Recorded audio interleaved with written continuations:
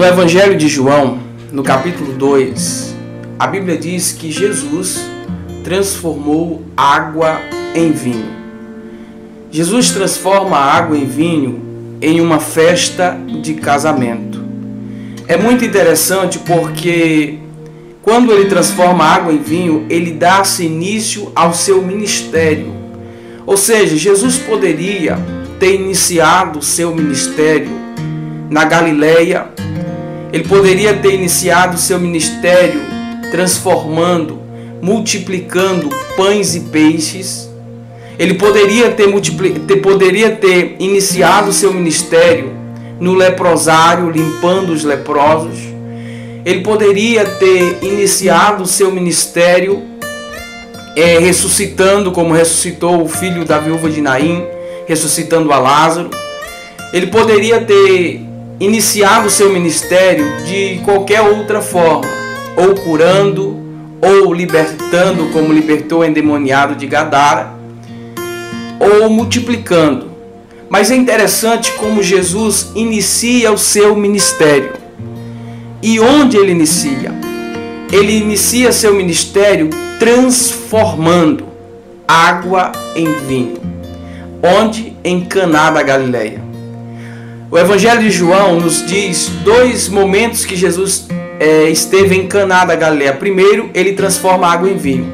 No segundo momento, está escrito em João 4,46, que é o momento em que ele cura o filho de um oficial do rei, também em Caná da Galileia.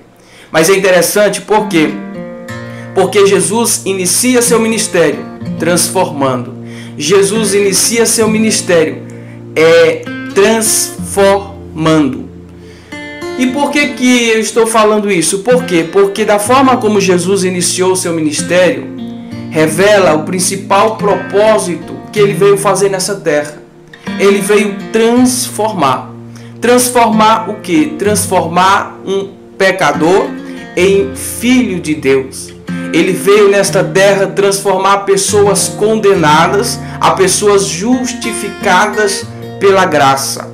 Jesus veio transformar o homem vil, pecador, em uma nova criatura. Essa é a proposta do Evangelho de Cristo. É uma proposta de transformação. Há uma diferença entre religião e Evangelho. Jesus nos propõe um Evangelho que propõe transformação ao homem. Por quê? Porque a religião, ela adestra, mas o Evangelho amplia.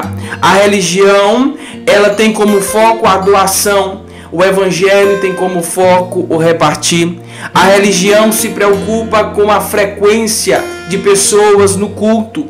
O Evangelho se preocupa em transformação de vidas. O Evangelho, a religião, ela faz membros. O Evangelho, ele cria discípulos. Na religião, o líder é o maior. No Evangelho, maior é aquele que serve. Na religião, tem sempre uma mensagem de autoajuda. O Evangelho tem sempre ajuda do alto.